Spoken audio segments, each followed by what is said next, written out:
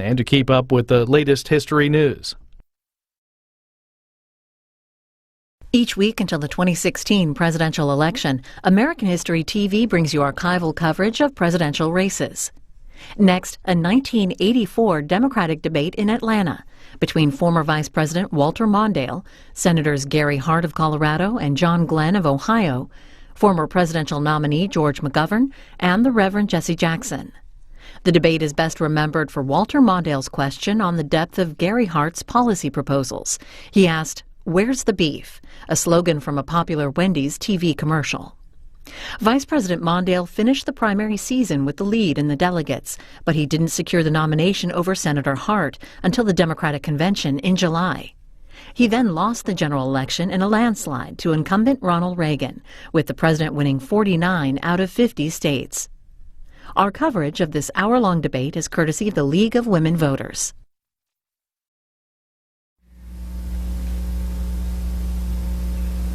Good afternoon. I'm Dorothy Ridings, President of the League of Women Voters.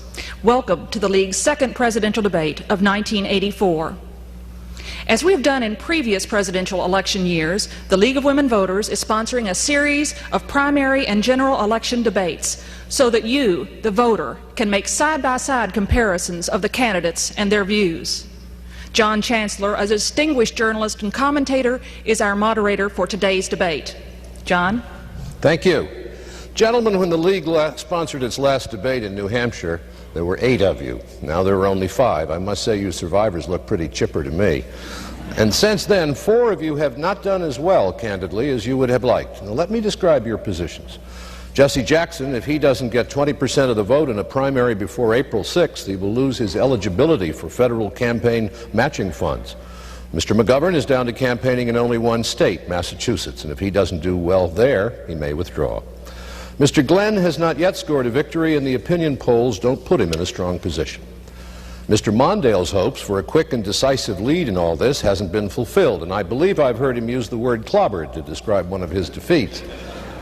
Mr. Hart has done well. He's presented himself as a man with ideas for the future, but his opponents say that's just tinsel, glamour but no substance. Well, on to the substance, ladies and gentlemen. Mr. Jackson, you've got a lot of frontline combat experience in civil rights. Now that you're campaigning in the South, where there are a lot of black votes, you've been hitting that civil rights theme very hard, saying in effect that you're better than your opponents on that issue. Does this tend, do you think, to narrow your candidacy? There are a lot of white voters in New England who didn't rally to your Rainbow Coalition. Have you reached the point where your support will come almost exclusively from blacks? Number one, in New Hampshire, I got 6% of the vote, which is better than 4 of my opponents, 3 of whom have subsequently dropped out. In Vermont, we got 8% of the vote, so we had an inclination of voting support in New Hampshire. Since we've come south, we focus on the question for farmers. Either they'll have 90% parity or they'll have 100% charity. Mr. Hart and Mondale can appreciate the fact that unless we undergird these farmers, they'll be driven out of business, all of them, and they're mostly white. Secondly, and unless Mr. Hart and Mondale are willing to cut the military budget and use those resources to help end that deficit and revitalize America, they represent a new president, but not a new direction. That affects everybody. Thirdly, the Voting Rights Act is the most critical act of the century. For unless Mr. Hart and Mondale have a plan to enforce the Voting Rights Act, do in second primaries and dual registration, gerrymandering, and annexation, they nor our party deserve the votes of the locked out. So the questions of parity, social justice, peace, and sharing power with women are critical to my agenda. Thank you. Mr. McGovern, you've been kind of critical of Gary Hart recently. He was your campaign manager when you ran for president in 1972. Is his talk about the future, about opportunities for a new generation, really, Mr. McGovern, much different than what you were saying in 1972? John, first of all, I think I probably trained Gary too well. I've been rethinking that whole business at 72. Let me just say that as one who has great special affection for Gary Hart and will certainly support him if he's the Democratic nominee, that I do think some legitimate questions have to be asked when the issue is posed as Gary has. He says the election is a contest between the past and the future. Now, I'm not sure what the past means in those terms. I'm very sensitive about this, as Gary knows, because I'm an old history teacher. I've always revered the past.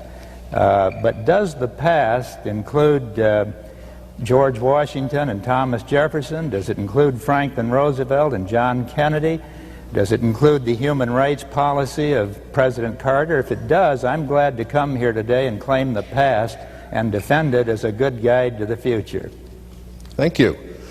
Mr. Glenn, we saw you in Iowa and in New Hampshire describing yourself as a businessman and an experienced senator. But in the South this last week, you seem to be describing yourself as a hero astronaut and a tough Marine.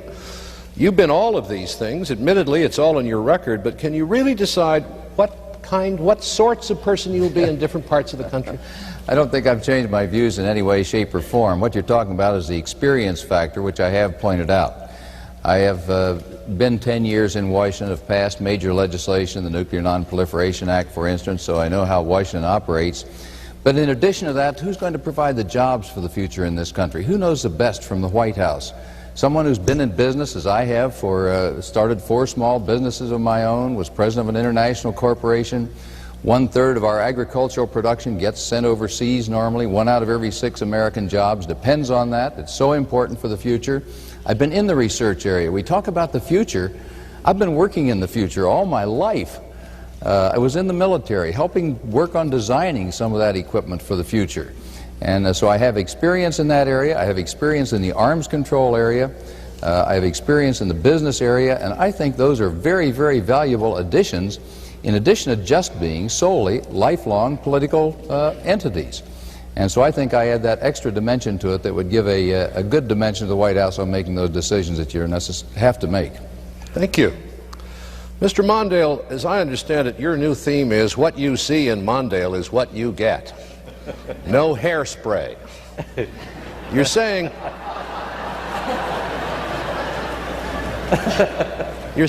I am what I am.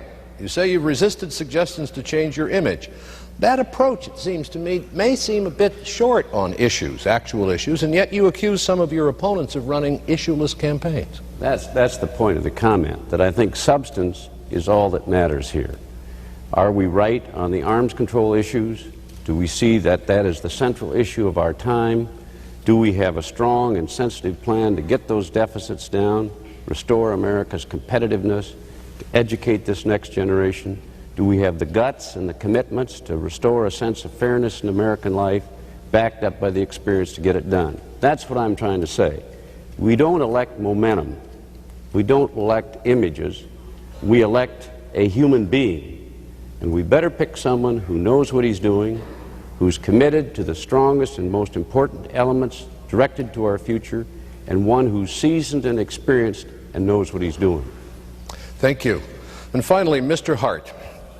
One thing that I hear people say is, I don't know much about Gary Hart. I like his style. I like his looks. Isn't there some truth to your opponent's charges that your campaign is more impressionistic than theirs? That you are spending more and more time just being Gary Hart than outlining specific things you do if you were elected? Well, Mr. Chancellor, that's a very good question at this stage of this race. Let me point out 2 facts. I have been a public servant, United States Senator, for 10 years and announced presidential candidate for over a year. When George McGovern, my good friend, says he doesn't know what these new ideas are, I'd remind him last fall I sent him a copy of a book that I wrote and a stack of position papers about that high, as I think I have the campaigns of all these other people. The other thing is these primaries are happening awfully fast now, and I oppose the way this calendar was set up. I on the record, in the fall of 1982, told the Hunt Commission and the Democratic National Committee not to do this. I wish I had 3 weeks to campaign in Florida, and 3 weeks to campaign in Georgia, and 3 weeks to campaign in Alabama, because I'm convinced the ideas that I have to put forward would sell down here exactly the way they have the rest of the country. So I would hope in the future, when we nominate a president, that we give each of the candidates time to become better known in each of these states. All right. I'd like to go on to some, thank you very much. I'd like to go on to some specific questionings now. Gentlemen, the figures on the American economy show that the country right now is having one of the best recoveries from a recession since the 1950s. The country is in better shape now than it was 4 years ago economically, 4 years ago when the Democrats were in the White House. I base that on the misery index, the public's expectations on inflation and unemployment. 4 years ago, the misery index stood at 20. Today, the misery index is down to 13. So I'm going to ask each of you, and now in random order, we'll skip around, why should somebody vote for the Democrats? Things are getting better. And I would like first to start with Mr. Mondale. The misery index, as I recall it, was first used by the Carter-Mondale ticket in 1976 as an indicator of how people feel. Would you care to address yourself to that? As a matter of fact, I think it is now clear that these Reagan policies are about to deliver a misery index that we haven't seen for a long, long time. We see the interest rates rising dramatically. We see the stock market going down dramatically. Now we see a resurgence of inflation. They're now predicting maybe 8% by the end of the year. We have a good chance, if this continues, to choke off economic growth. More than that, the effect of these policies has been to give us the worst trade year in American history, about $120 billion commercial trade imbalance, some 3 to 4 million jobs lost as a result of that. These enormous deficits of $200 billion a year, as far as the eye can see, guarantee that long-term, sustainable, healthy economic growth is impossible, and we're loading our kids with $1 trillion bill that they've got to repay with interest. It is the worst deliberate major economic mistake of modern times. I'm going to call on Mr. Hart. 2 points, Mr. Chancellor. As Fritz has very accurately stated, this generation, this government, is doing something that we have not done for 200 years in this nation's history, and that is steal from our children's future to satisfy a Reagan election year recovery and the greed of a handful of people in this country. Number two, what that misery indicator doesn't measure is the anguish of our children who are desperately afraid of a nuclear holocaust, of the woman in Alabama who wrote me saying that she fully supported my effort to get our Marines out of Lebanon, and her son was one that didn't come back. The anguish of our citizens who are afraid of toxic waste polluting their water supply, young people who don't know whether they have a future education or a job beyond that, or the 9 million structurally unemployed people that Ronald Reagan has no plan whatsoever to put back to work. This president is not addressing the fundamental problems of this country's economy. Mr. Glenn, would you address the question that I posed? Why the Democrats if things are doing well? The misery index of our children, I would like to know what that is going to be. When we're talking $200 billion a year deficits and we're letting that drive interest rates up, we're driving down export abroad, we're cutting out jobs in this country of ours, we're increasing the misery index for our children. Anyone can live on borrowed money for a little while. But there are many things that are also going to have to go into that misery index for the future that this administration has taken a very short view on also. The misery index caused by cutbacks in education, the opportunity for our young people to go on to high school, go on beyond high school, get a decent education. I've put forward a 3-part program of Volunteers for America, where for service to their country, our young people can be assured of getting a college education. We're talking about the difficulty in investing in new plant and equipment here. We're talking about cutbacks in research. The Japanese, Germans, French increasing their research while we are cutting ours back. It's not just an economic matter now, it's economic matters for the future that are going to cause our children to live with an economic misery index that should not be their lot. We can do better than that. Mr. McGovern? Mr. Chancellor, Mr. Reagan has done something I didn't expect a conservative president to do. He's bought us a kind of an artificial recovery for some people by spending $200 billion a year more than he takes in.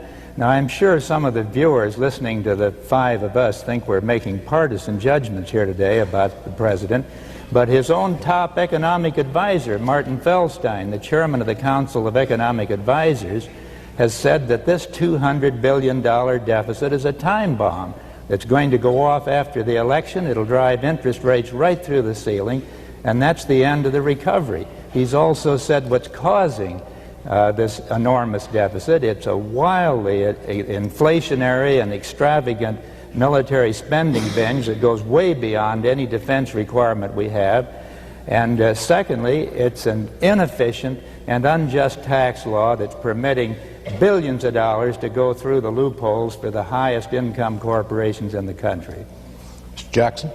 My concern is that we feel the tragic pain of the misery index rising under Reagan, but then Democrats will not make a difference if we get off of the Republican elephant onto the Democratic donkey going in the same direction, just a little slower.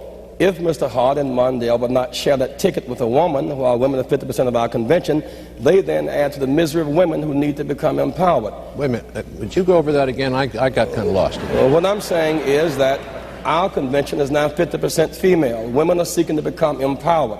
70% of all poor children live in a house headed by a woman. Unless we empower women, then they will be more miserable. Secondly, if they maintain a commitment to raise the military budget, they can do nothing about Reagan's deficit. They're going the same direction, just a little slower. When I consider us spending $150 billion a year to defend Japan and Europe, when they're better able to help defend themselves now, and we're cutting aid to American education and extending aid to El Salvador, we are extending that misery. The misery index is on the rise. 34 million people now are in poverty, be 41 million by the end of this year. So from Wall Street down, things may be looking better, but the boat stuck at the bottom, for them things are much worse. All right, now we get into a few minutes of freewheeling in which you are at liberty to attack one another, but let me just try one thing. Aren't most of you actually for an increase in defense spending? Well, I'm not. I'm not. I'm for a 25% cut. You mean in the president's budget, and I think it can be done without touching anything that's important to our national defense. I'm a bomber pilot from the Second World War. I would not advocate anything that I thought touched the essential defense of this country. But some of the most thoughtful people that have looked at that military budget say that it's just loaded with waste and cost overruns and non-competitive bidding. If we had somebody like Lee Iacocca as Secretary of Defense, and he would do for the Pentagon what he's done for Chrysler Motors, we could have a good, lean, tough defense force for at least 20 or 25% less money. And then you'd have some money to do some of these other things. I sense that Jesse Jackson is not out of phase with that sentiment. No doubt. The point is that the cost overruns is a factor that requires that we, at this point, have some kind of congressional oversight committee or some force that allows it to become managed. Right now, it is unmanageable. The no-bid contracts, the sole source contracts. The second dimension is I support the need for some conventional troops in Europe or Japan, but 300,000 troops in Europe, 50,000 in Japan. They are better able to help share some of that burden now. That can be cut. Some of our unnecessary systems. Well, if we can cut the defense by at least 20 to 25%, the budget, without cutting our defense, that is the money to implement the new ideas. Okay, now we've got two cutters. And as I understand the positions taken by the other three, by Mondale, by Glenn, and by Hart, it's for cutting what the president has requested in addition, but you still would favor a certain increase in the defense budget. Am I right, all three of you? Well, I think his hand was up first. Let me respond, if I may. I am for reducing the Reagan military buildup by 140 to 150 billions of dollars in the next 4 to 5 years. And I've spelled out in great detail, as I think the only member of this group who has 10 years of experience on the Armed Services Committee, where those cuts must come. But I'll tell you why I disagree with both George and Jesse. One is that we have to increase, even over above Ronald Reagan, what we are paying our military personnel to retain the most skilled personnel, among other things, to avoid going back to a very divisive Vietnam-style draft. And second, even after spending $650 billion in the last 3 years under this administration, the Pentagon itself admits we have fewer combat-ready divisions than we had in 1980 under the Carter-Mondale administration. And that means even Ronald Reagan is plundering the readiness accounts of our conventional forces for a procurement buildup, which is going to make us weaker. I believe, before we go on, maybe we can find a way to make this more understandable to the audience. Isn't it true that the President has asked for a 13% increase this year in the allocations for defense, allowing for inflation? That's a 13% increase. What about real terms? Bring it down to 17, I think. All right, but we'll want to say 17 then. It is what would 17. your figure be? I mean, in that that context? 4 or 5% increase? Mine is about 3.5 to 4%. Okay, if we can keep it to that, maybe it'll make more sense to the audience. Over the baseline that was established in 80. Okay. Not to argue with Senator Hart, I wouldn't. Why not? About a year and a half ago, he wrote a dissenting opinion in which he seemed to say he wanted as much or more military spending as Mr. Reagan. But let me make my point. I think one of the realities of modern presidential leadership is that as much as we want to bring that defense budget down, and I do, as much as we want to get rid of weapon systems that don't buy us defense, and I will, as much as we need a tough new system of bidding, of testing, of warranties, as much as we need arms control to help also bring down pressure, the inescapable fact is that the Soviet Union is a powerful military nation using its power irresponsibly in Poland and Cambodia and Afghanistan and Syria and elsewhere, and a President of the United States has to do everything he can to manage that budget sensibly and wisely, but he cannot fail to effectively discharge the national security interests of our country. That's a tough balance, but a president must do it. Would you give me a percentage figure? What are you, 3, 4, 5%? Yes, I would be at about 4%. Okay. I'm at about 6%. My two colleagues on the right here, I feel, and I've been talking about this for the past week, would cut our defense establishment beyond all reality as far as keeping the security of this country. Now, I have proposed cutting about $15 billion out. I've specified where that would be. It would be on the MX, be on the Division Air Defense, the Bradley Fighting Vehicle, and the Rapid Deployment Force, certain parts of that. The buildup of the Soviets has been relentless since those Cuban Missile Crisis days. The former Vice President would cut the B-1, the Nimitz carrier, the Trident, the cruise missile, the foreign troops he would cut back, he would cut the M1 tank, funds for the Volunteer Army, kill the shuttle, oppose procurement of the F-14, the Harrier, and AWACS. I propose that would leave this country emasculated. The only two of those he's pulled back from has been the Trident missile and the Trident submarine and cruise missile. Mr. Hart opposed the F-15, the F-18, the B-1, the Nimitz carrier, the Minuteman III, the AWACS add-on, the Patriot, Hellfire, MLRS missiles, and has gone to a program of leadership in Washington of smaller and simpler is better, rather than stressing our technology, and that's a fundamental difference between us. And I'm saying that every single thing we put out there has to work and work properly. But we cannot go back to a smaller, simpler day, or we wind up matching our numbers for numbers of troops versus the Soviets, as opposed to using what we've done in every war, and that is use our technology to keep from using so many people out there. Keep a distance between you and the enemy with our technology. I've fought in those wars. I know what it's like to be up there and want the best technology because my life depended on it. And so I do not agree with this smaller is simpler is better is cheaper approach that Mr. Hart has used, and I don't think most people across the South do either. Let me just respond, if I may. Now we've had 4 hands up out of 5 on this. It goes in this order, in the order of your requesting time. It goes Hart, Jackson, McGovern, Mondale. I may want to get and then you want to get back in. That's not fair, John. You're on. What Senator Glenn doesn't address is the need for more units of all these things. We cannot afford more aircraft carriers when they each one cost $3.5 to $4 billion. We are behind the Soviets in submarines by a ratio of 3 to 1. We're falling behind in almost every category of weapon system in numbers because we're worshiping technology. I want to use our technological superiority to produce conventional weapons that work in combat in sufficient numbers to defend this country's interests.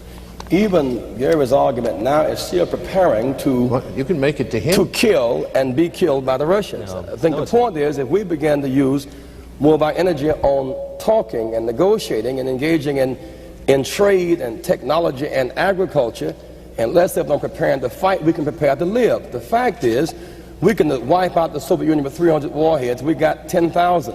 The only reason we're alive tonight, they decided not to kill us last night. They're alive because we decided not to kill them. We're beyond defense. We're now talking about the terrorists. Who can overkill each other the most? That's uncivilized behavior. We need to begin to use our minds rather than our missiles and reduce this tension and go another way. We're simply wasting money killing people in the Caribbean. in Central America, in Lebanon. If we save the money we're using killing people there and save the money from cost overruns, we can cut the budget without cutting defense, begin to use our minds and go another way. Senator There's McGovern. one thing, John, that's really clear here today. There's no new idea coming from this side over here. What we've got is this same old argument. The Russians are coming. The Russians are about to jump on us. You can be very sure that same argument's being made over there in the Kremlin. The Americans are gaining on us. Both of these superpowers are literally scaring each other to death. Each side arming in the name of defense, each side piling up more and more of these weapons of destruction at a time when our societies are deteriorating.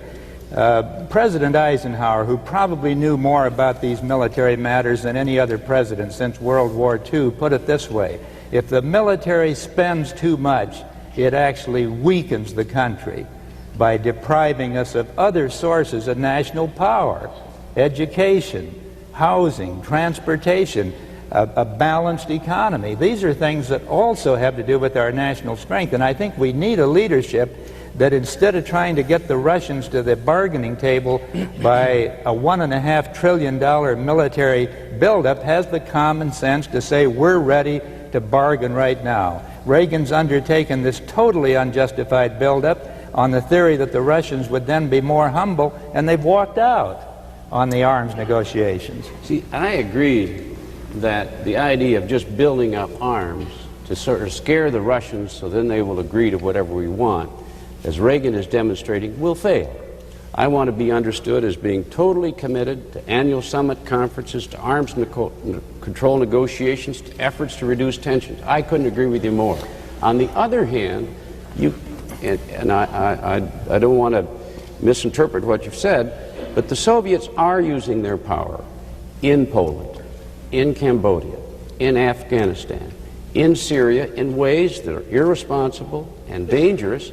How are you going to stop that with another 4% of military spending or another 40%? That's not going to change their relation to Poland or Afghanistan or these other areas. I think we need to have a sensible and a strong defense, and I had really intended to respond to John Glenn. It's a question of balance and of sense and arms control. But the point I wanted to respond to John Glenn is, I am for a strong defense and a sensible defense. Let me give you one example.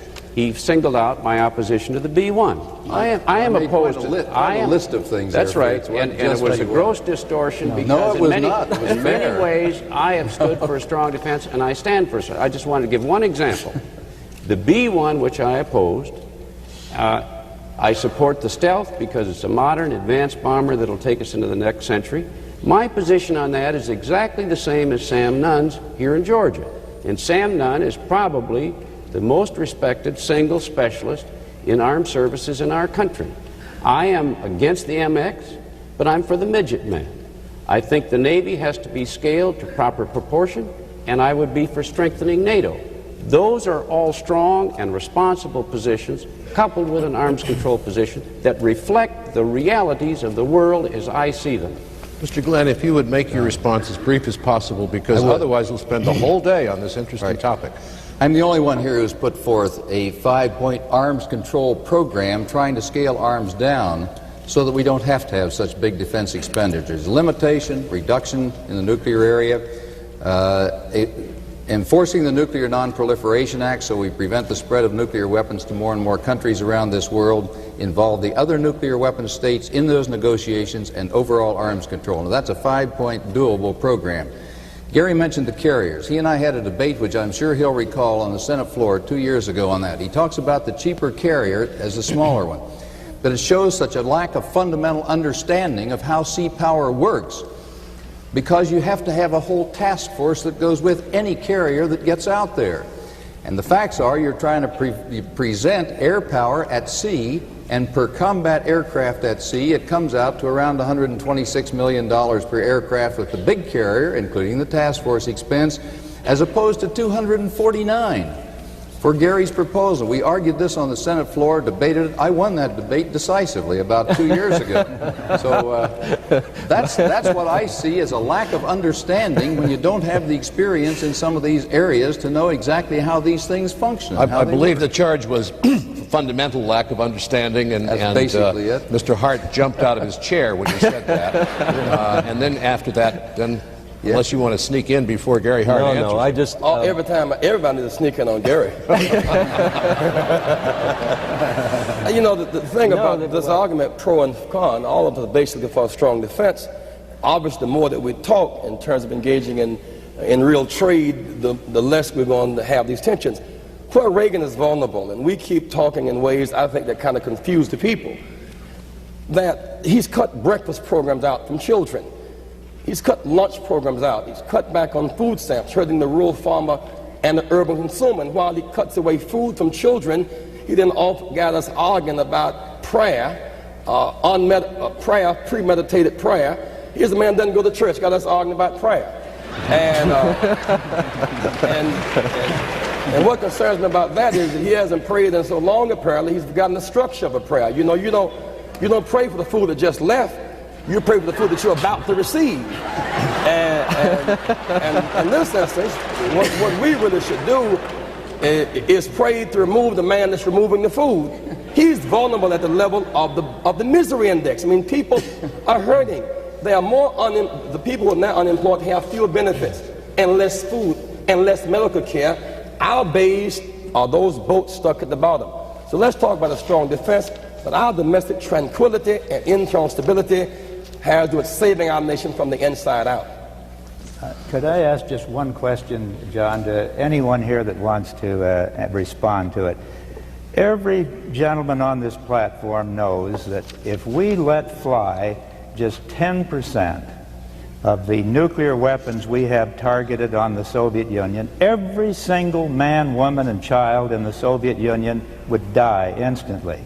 Now, what are we going to achieve building any further than that? What is it we're trying to do with a 4% increase or a 6%? Why not a cut in this enormous escalation that the president has on the drawing board? Let me respond, because George, as a former bomber pilot, you will agree that there are differences between strategic or nuclear weapons and conventional ones. And if we are going to bring nuclear weapons down, we must have adequate conventional forces and pay the people that run them. Now, I don't see that paying an E5 or an E7 an adequate wage to stay in and make a career of defending this country is threatening or frightening the Russians. That's all I'm talking about. Well, I agree with that. I think we can make certain modest increases in maintenance, in training, that's what I'm in pay scales, and you can, if you cut these enormously costly new systems as substantially as they should be, there'd be enough money to do the things you want to do without an overall increase. Well, why is John Glenn attacking me for all these cuts I want to make, and you're attacking me for not cutting more? Well, because he's the reason is John Glenn is further off than you are.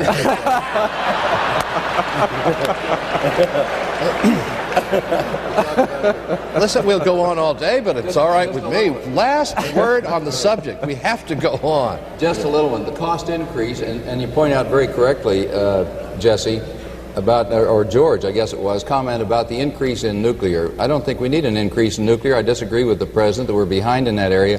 What I do support very firmly is the idea of upgrading and making certain our conventional forces are adequate, so we, pray God, never reach that nuclear threshold and have any temptation on either side to go to a nuclear warfare. That's the reason I propose some of the nuclear proposals I have, too. We are now, gentlemen, going to change the subject. I want you all to listen to this because you've all thought about sleeping in the White House. It's 2 o'clock in the morning. You're upstairs in that bedroom and you're sound asleep and the phone rings. An airliner from Czechoslovakia, a communist country, enters American airspace on a course directly across some SAC missile bases. It is headed for Colorado Springs and the North American Air Defense Command. American fighters have tried everything they can do to stop it, short of shooting it down, shooting across its bow, all of that. And they look in, the lights are on, and it's full of people. And there you are on the phone at 2 o'clock in the morning. What are you going to do? And I'd like to start with Senator Hart. If the people that they looked in and saw had uniforms on, I'd shoot the aircraft down. If they were, if they were civilians, I'd just let it keep going. I would share the same judgment.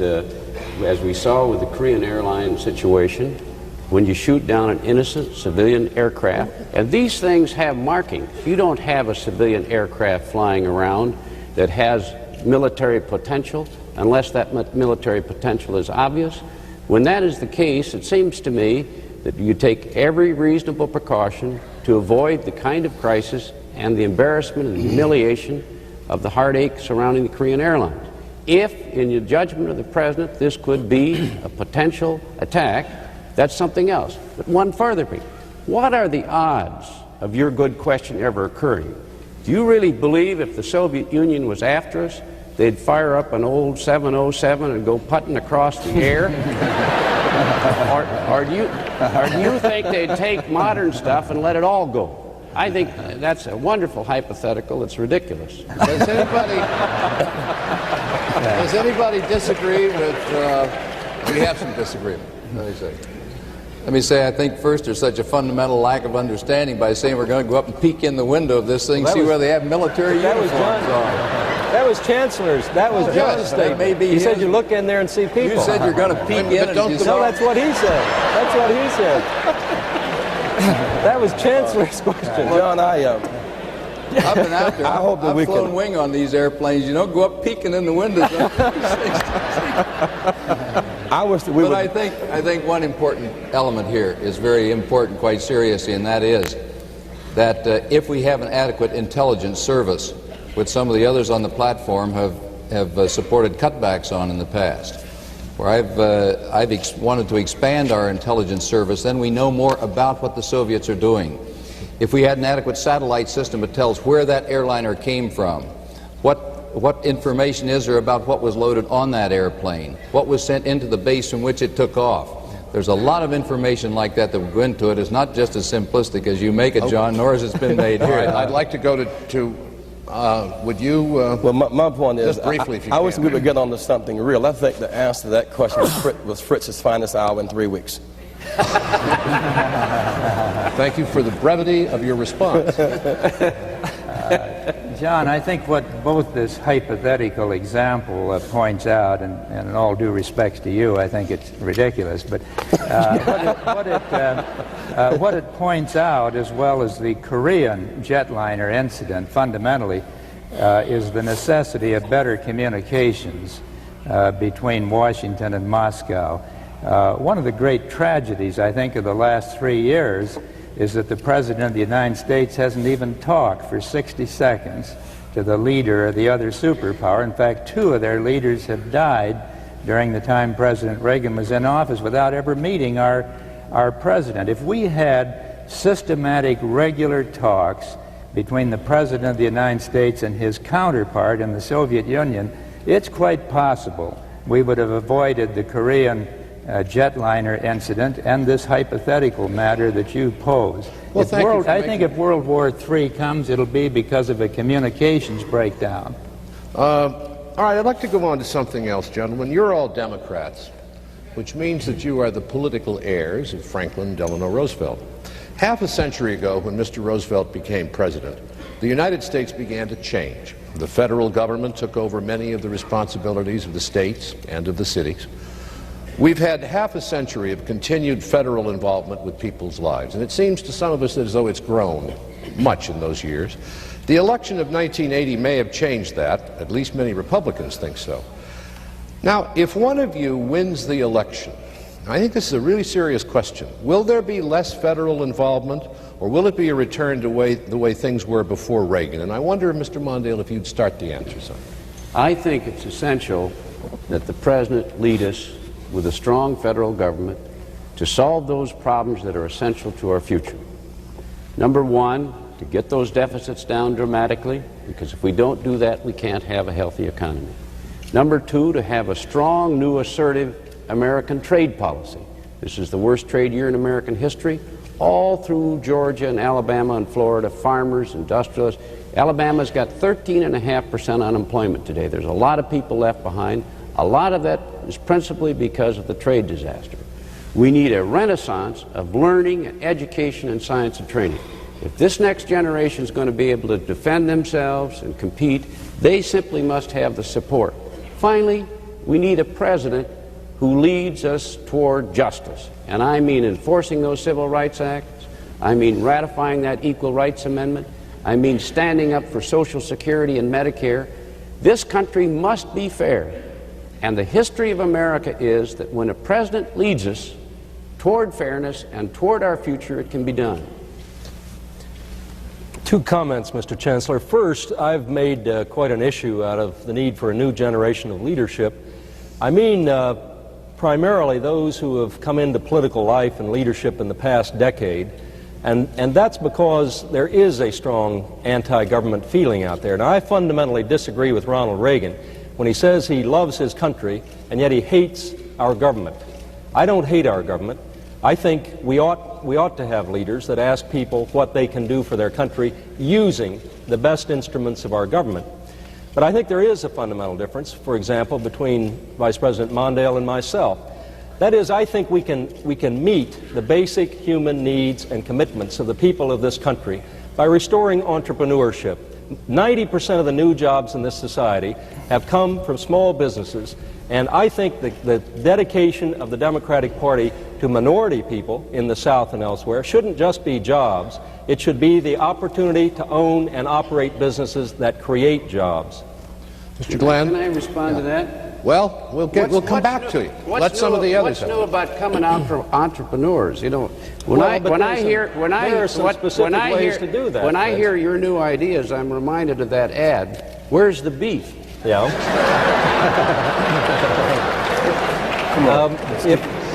If you'd let's keep going to the no. Wait a minute. No. Wait a minute. He's going to tell you where the beef is, or the roll, or something. If you'd, Fritz, if you'd listen just a minute, I think you'd hear. No, you haven't. One of the other differences, by the way, is if a president goes back into office, and one of us must, I think, to save this country, you cannot go back so committed to a handful of constituency groups that you cannot make this economy grow again. And that's, again, a major difference, I think, between myself and Walter Mondale. Wait a minute. I told you what I was going to do, get those deficits down, educate the next generation. Those aren't special interest groups. I said I'm going to stand up for against special interests and I'm going to support Social Security and Medicare. What's wrong with that? Nothing wrong. Isn't that right? Now, well, I'd like to move on. Mr. Jackson and then Mr. Glenn. Critical to your question, the role of the government is to be a balancing wheel between big labor and big management. The government must assume basic responsibilities to enforce the laws. Right now, the Voting Rights Act, for example, is not being enforced. Democrats are reluctant because we want to reconcile the interests of the boll weevil and the cotton. You can't have both. Georgia, for example, right now, 30% black, 18 years after the Voting Rights Act, 10 congresspersons, 0 black, Supreme Court, 0, Appeals Court, 0, 159 sheriffs, 0, 22 majority black counties without 1 black elected official. The government must enforce the law and not equivocate in the face of local considerations. On the other hand, we keep focusing on what would the government do. The private economy is $3 trillion. 5 of every 6 jobs is in the private economy. For that $700 billion tax break to corporations, they must be obligated to reinvest in this economy, retrain our workforce, and not export our jobs to slave labor markets abroad. We can no longer allow these corporations to take this money, replace people with robots without any sense of an adequate transition. And that's a strong central government that's a balancing wheel. Mr. Glenn.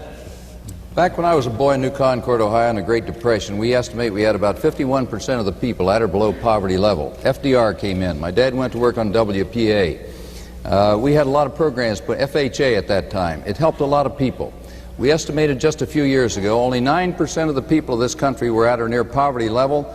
That's a record of social revolution in this country. It didn't happen with socialism or fascism or communism. It happened with good, solid democratic programs, and we can be very proud of those programs. Now, along with that, we went a little too far in some of those programs, and we have to correct those. And now you're talking about intrusion of government. And there are some areas where I think that we have some very major differences. I spelled them out between myself and Mr. Hart just a couple of days ago. ERA. He has said that he would use that, and I'm for ERA, proud that Ohio led the way with that. But he said that ERA, he would use the power of the federal government to withhold projects. No, I didn't. For nations. Yes, you did, Gary. I'll read it to you. No, I didn't. And yes, you did. Well, let me just read it if I have enough time here. You can read it on the next turnaround. I will. Fine, but he said he'd withhold federal projects. Now, that's an intrusion as far as I'm concerned. I think that is flat wrong. When you're going to intrude into people's lives on that basis with federal projects. He's had an industrial policy that says that Mr. Glenn, we want to make choices in credit and allocate those things, and that intrudes the federal government into business. Mr. And Glenn, into your lives. Yes, I'm sir. awfully All right, sorry, good. but if you continue, we're going to take that out of your closing statement. I'll give up the closing statement. We haven't heard from George McGovern on this question about the federal role in American life. John, I think there are two types of concentration of power we have to worry about in the United States. One is the danger of too much federal concentration, and the other is too much corporate concentration of power. On the federal side, to my surprise, President Reagan has increased the percentage of GNP now being taken up by the federal government. The reason for that is obviously the dramatic increase in military spending. He has cut nutrition, education, the environment, and things like that, but those cuts are less than the increase in the interest rate on the federal debt since he took office because of this escalating deficit that he's brought on. On the corporate side, we've had more huge corporate mergers in the last 3 years than at any previous time in American history. Enormous oil companies taking over others to the point where I think it's a real call on all of us to see what we can do to strengthen our antitrust laws. Do you Democrats now think that the private sector, as the President so often says, can pick up the slack in certain federal programs that have been going to people? Would you? This is open now. You can all talk for a few minutes. First of all, I think that a private, healthy economy is indispensable to everything. If you don't have a growing, healthy economy with entrepreneurship and small businesses, so we're not going to solve anything. The key here is to make certain that the prosperity and the entrepreneurship is found in minority communities as well. There's a lot we can do through the Small Business Administration, through tax incentives, through federal licensing laws to make certain that more black, Hispanic, women, and other minorities can participate in the fullness of the profit making. Thirdly, through training and education and the rest, make certain that people who are now being left behind are made a part of this process. All of that depends on a private, healthy economy. That's why you got to get those deficits down and get going with an environment where we can prosper. When I was with Operation Push, we began to challenge corporate America. When Reagan cut down on aid, we began to move toward trade. Burger King, for example, has made the judgment to build a plant in the middle of Utah, Alabama, as a part of our agreement. Then they will hire 200 people. They will stop some small farms from going out of business by guaranteeing a market of 5 million pounds of cucumbers a year. If a company does that, they ought to get a tax incentive. If a corporation, for example, puts a daycare center as its plant, which allows the mother to come to work, spares her of workfare and welfare, it ought to be worth a tax incentive. If a company gets a tax investment and then uses that money to reinvest in this economy and retrain our workforce, rather than closing plants on workers without notice going abroad, the use of tax incentive as leverage for urban development is the creative use of tax incentives and leverage. Thank you, Senator Hart. And then after Senator Hart, I would warn you, gentlemen, we have time for one more response on this before, I'm afraid it's gone terribly quickly, I have to ask you to go into your closing statement. I'll be brief, Mr. Chancellor. In the almost 10 years in the Senate, I've cast 5,000 or 6,000 votes. Vice President Mondale and his campaign has pulled out about half a dozen of those to attack me, showing that I'm not for this and not for that. I'll give you one example. One of those was a vote on OSHA. Now, Vice President Mondale knows full well that I am absolutely as committed to a safe workplace as he is. The vote was this, and it illustrates the point and the difference. It was to exempt from certain paperwork requirements small businesses in this country who had 10 or fewer employees and farmers who employed fewer than 5 people. It was that burdensome bureaucracy and paperwork that drove the Democrats out of office in the 70s. Now, I think we can have a safe workplace for people on farms and in factories without driving small business people and family farmers off their land or out of their businesses. I saw that vote, but I've never mentioned it. The one I talked about is where, unlike Senator Nunn and Senator Childs and others, you refused to vote a windfall profits tax, which, if you had been successful, would have given big oil $250 billion. Secondly, there you go again, Fritz. I am going straight ahead here. Secondly, I talked about your $10 a barrel tax. That is the worst idea in this campaign. It was a Carter-Mondale initiative. No, I have nothing to do with it. It's the worst idea. Carter's not for it. Nobody except you's for it. You're not talking about it anymore. It's so bad. Oh, yes, I am. 500,000 people. Right away. 500,000 people lose their jobs. America will become the highest cost producing area in the country. Talk about intrusion and destruction of jobs and entrepreneurship and position in international trade. This is a disaster, and I don't think you thought it through. Well, I don't believe you really... Let me respond. Let me respond. Yeah, let me just finish my point. This is a bad idea. With that idea. Mr. Chancellor. Mr. Chancellor. Yes. I'm terribly worried. Yeah. You either have a choice, it seems to me, and I'm sorry, but the clock is inexorable, of having a chance to say what you want to say at the end, or squeezing it there at the very end. And so, Senator, could you just say it in 25 words or less? Less than that. I voted for a Carter-Mondale tariff on imported oil, and I was only one of about 15 senators that had the courage to support this administration. And the second thing is, I proposed a windfall profits tax of 100% on old oil owned by the big oil companies in this country, and that goes beyond the Carter-Mondale. My 25 seconds. This is a complete distortion of what he did. Can I have 25 seconds? It is not a distortion. John. You voted... You know what you fellas are? When we Some needed of you are big spenders with the time. When we needed you, you were wrong. No, that's not right. That is correct. No, I'm going to ask you now if we're going to get your reasoned closing statements. We'll all take a breath. I'm sorry, Senator McGovern, but we've got to do that. And the first one we've asked, and this was preordained by lot, but the first one who goes is Senator Hart. Mr. Chancellor, I have no idea how the primaries and caucuses are going to come out next Tuesday or beyond. I obviously hope that I will be successful. I hope so for several reasons. George McGovern talked about the great leaders of our past, Democratic and otherwise, and my values are as deeply rooted in those leaders and that past and those ideals as any person on this platform, indeed in this country. But it's interesting that the leaders he mentioned represented something else than just ideals and principles. They represented change. When this country has had to change, it came to this party for those who had a policy and a set of ideas and a vision for this country's future. That is what this campaign is all about, and I think that's why people are responding to it all across this country. We cannot go back. To achieve the highest ideals, values, and goals of this country, we must have new leadership and a new approach and a fresh start for this country. Thank you. Mr. Jackson. If we in fact have new leadership that replaces old leadership but basically going in the same direction, not sharing parity with farmers, not sharing the ticket with a woman, increasing the military budget, resisting a real commitment to enforce the Voting Rights Act, that's a new face, a new name, but an old game. We need to go in another direction. Our party must be the party of conscience. The fact is that under Reagan, there are 5 million more people who are poor, 3 million more children.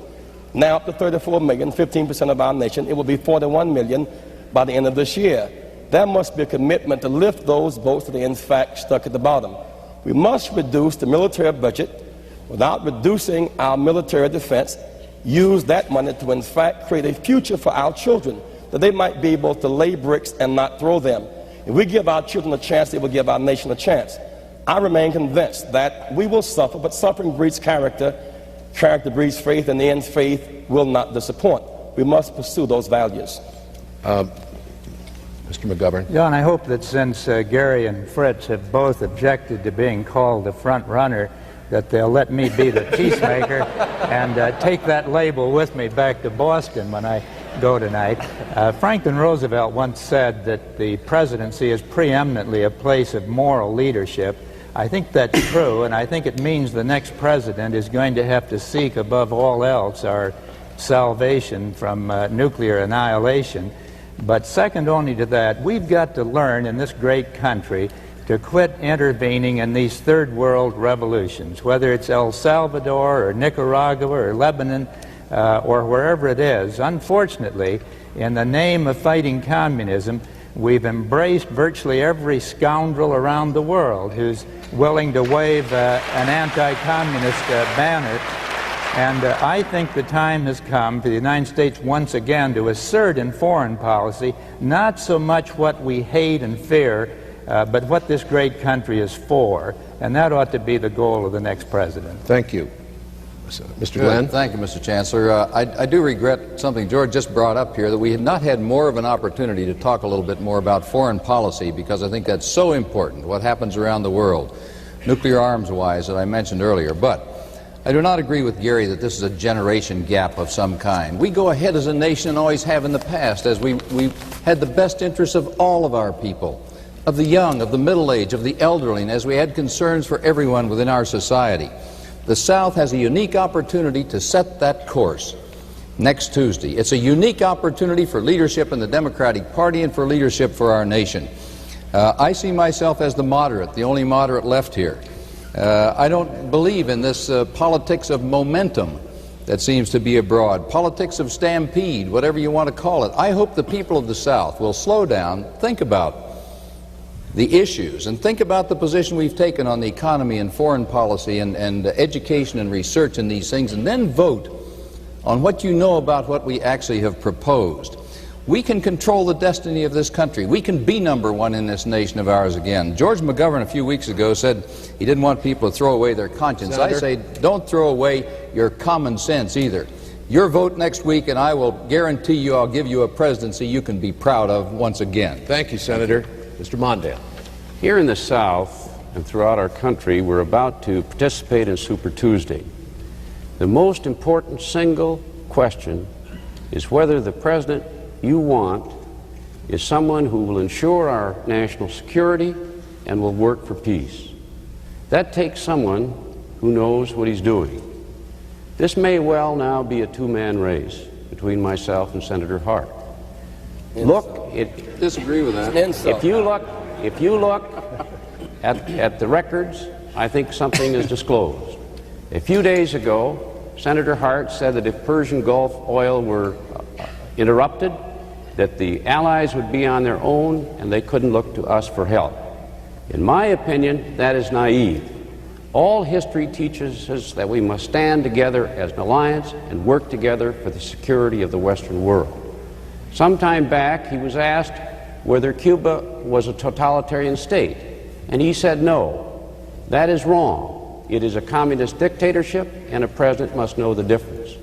He has had a record on arms control which is weak, and we need a president who will push forward and provide the leadership that this country needs for our national security and to achieve the peace. Well, I want to thank you all. We've come to the end of this. As I think the Reverend Jackson said, did you not just say a minute ago that suffering breeds discipline? No, suffering breeds character. Suffering breeds character. You all have such terrific characters because of the suffering you have gone through. We thank you for being with us today. The next League of Women Voters debate is going to take place in Pittsburgh on April the 5th. We're not supposed to take sides in this. I suppose it would be very nice if all 5 of you were to join the League of Women Voters there, but who can say? As you say, Reverend Jackson, suffering breeds character, and this is a business that does it. Thank you very much.